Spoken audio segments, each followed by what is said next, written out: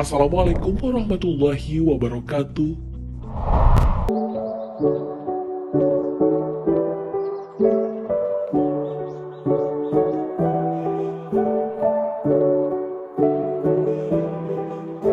Sahabat beriman, bagi masyarakat Indonesia, nama Marcel Radival mungkin lebih dikenal sebagai sosok pesulap ketimbang pendakwah. Pasalnya, ia lebih sering menampilkan sejumlah aksi sulap yang ditunjukkan melalui media sosial. Meski begitu, tak sedikit para netizen justru menilai jika pesulap merah sebenarnya merupakan seorang pendakwah. Walaupun nampaknya ia tak menampilkan cara berdakwah sebagaimana para pendakwah pada umumnya. Seperti apa praktik dakwah yang dilakukan oleh pesulap merah? Tonton dan simak video ini hingga akhir agar tidak sesat. Ibarat sebuah ungkapan klasik, banyak jalan menuju Roma. Barangkali itulah menjadi tafsiran sosok pesulap merah dalam menjalankan praktik dakwahnya. Betapa tidak, selama ini ia aktif memerangi praktik perdukunan dan pengobatan tipu-tipu yang berkedok agama. Hal itu ia lakukan dengan cara membongkar rahasia para dukun yang selama ini dianggap telah membodohi masyarakat. Meski di satu sisi, dirinya kerap mendapat pujian dari banyak pihak, namun di sisi lain, ia juga seringkali menerima berbagai serangan. Sebab tak dapat dipungkiri jika dakwah yang selama ini dipraktikkan oleh pesulap merah telah mengancam eksistensi bagi sebagian pihak, terkhusus bagi para penggiat perdukunan.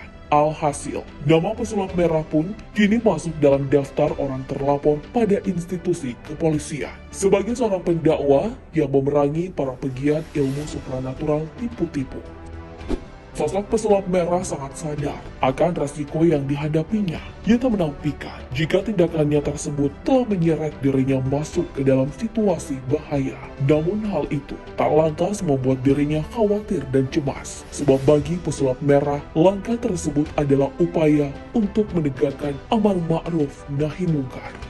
Tak bisa dipungkiri jika aksi pesulap merah merupakan sebuah tindakan yang patut diacungi jempol. Sebab tak banyak dari kalangan pendakwah yang berani melakukan hal semacam demikian. Kalaupun terdapat beberapa kalangan pendakwah yang berani, namun hal tersebut hanya sebatas ceramah lisan semata. Sementara, sosok pesulap merah justru menentangnya melalui sebuah tindakan nyata.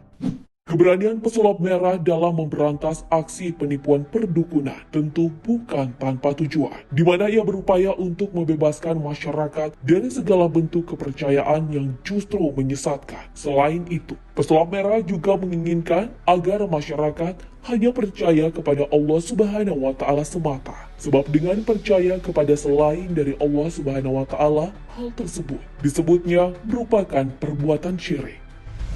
Sementara di sisi lain, pesulap merah juga berupaya untuk menyelamatkan masyarakat dari segala aksi penipuan para dukun yang justru ingin mengambil keuntungan atas ketidakpahaman mereka.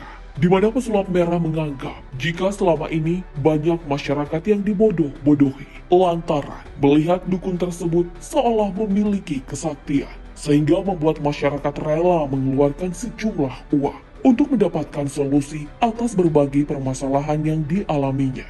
Padahal bagi pesulap merah, para dukun tersebut kebanyakan hanya menggunakan trik sulap dan ilmu hipnotis belaka.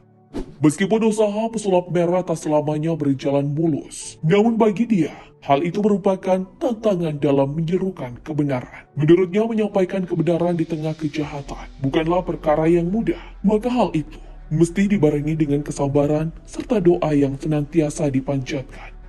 Mengingat situasi rumit yang tengah dihadapi oleh pesulap merah saat ini, tentu bukanlah hal yang main-main. Selain harus berhadapan dengan hukum, ia juga pernah mendapatkan teror dari orang tak dikenal. Bahkan pesulap merah mengaku jika ia pernah diancam akan dihilangkan dari permukaan. Bukan hanya itu, ia juga kerap mendapatkan ancaman santet. Seperti sebuah rekaman video yang memperlihatkan seorang dukun tengah melakukan ritual santet yang ditujukan kepada dirinya.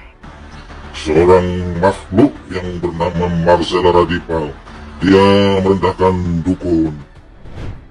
Walau situasinya demikian, pesulap merah mengaku jika ia tak pernah takut sedikit pun. Justru yang pesulap merah takutkan, jika ia tak menjalankan amanah pengetahuan yang telah dititipkan kepadanya. Sehingga hal tersebut dapat mendatangkan amarah dan kebencian Allah Subhanahu wa Ta'ala. Lebih baik dibenci manusia daripada dibenci Allah Subhanahu wa Ta'ala. Begitulah prinsip pesulap merah dalam menyerukan kebenaran. Jika melihat apa yang dilakukan pesulap merah, mungkin tak salah jika kita menilainya sebagai seorang pendakwah sejati. Meski di sisi lain, ia memperlihatkan dengan cara dan pola yang berbeda. Namun hal itu tentu bukan masalah, karena Islam sendiri sangat menekankan bagi setiap mukmin agar senantiasa menyerukan kebenaran. Hal tersebut dapat dilakukan dimanapun, kapanpun, dan kepada siapapun. Sebagai seorang mukmin, tentu kita sangat meyakini jika dakwah merupakan salah satu perintah agama yang sangat dianjurkan. Sebab dakwah sejatinya merupakan seruan kebenaran untuk mengajak umat manusia ke jalan yang baik. Tak hanya itu, dakwah juga merupakan sebuah usaha untuk mencegah seseorang dari perbuatan yang salah. Hal ini sebagaimana firman Allah Subhanahu wa Ta'ala. Dan hendaklah ada di antara kamu segolongan umat yang mengajak kepada kebajikan, menyuruh kepada yang ma'ruf, dan mencegah dari yang mungkar. Merekalah orang-orang beruntung. Al-Quran, Surah Al-Imran, ayat 104. Pada ayat lain, Allah Subhanahu wa Ta'ala juga menyatakan, "Wahai anakku, laksanakanlah sholat dan suruhlah manusia berbuat yang ma'ruf dan cegahlah mereka dari yang mungkar. Dan bersabarlah terhadap apa yang menimpamu. Sesungguhnya yang demikian itu termasuk perkara yang penting." Al-Quran, Surah Luqman, ayat 17. Tak bisa dipungkiri, jika dakwah merupakan tuntutan Allah terhadap seluruh hamba beriman. Karena pada dasarnya, manusia merupakan makhluk yang senantiasa berpotensi untuk menyimpang dari jalan yang benar. Maka dengan adanya dakwah, manusia akan diajak untuk kembali kepada Allah Subhanahu wa Ta'ala. Meski begitu, menyerukan sebuah kebenaran melalui dakwah tentu bukanlah perkara yang mudah. Terlebih, jika hal itu dilakukan pada orang yang terlanjur terjerumus kepada jalan yang salah. Bahkan hal tersebut seringkali berakhir dengan hinaan, hujatan, cacian, bahkan sampai kepada permusuhan. Itulah mengapa kita sangat perlu menghargai keberadaan orang-orang yang masih teguh dalam menyerukan kebenaran. Sebab Nabi Muhammad SAW sendiri pernah bersabda, dari Abu Sa'id Al-Khudri radhiyallahu anhu, ia berkata, "Aku mendengar Rasulullah SAW bersabda, barang siapa dari kalian melihat kemungkaran, ubahlah dengan tangannya. Jika tak bisa, ubahlah dengan lisannya. Jika tak bisa, ingkarilah dengan hatinya. Dan itu merupakan selemah-lemahnya iman." Hadis riwayat Muslim.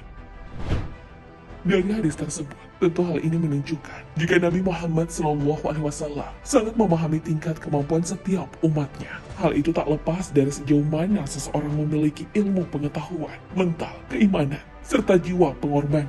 Maka tak dapat disalahkan jika ada sebagian orang yang tak mampu berseru melalui tindakan. Sebagaimana pula tak bisa dipaksakan jika ada sebagian lain yang tak sanggup berseru, walau hanya dengan ucapan.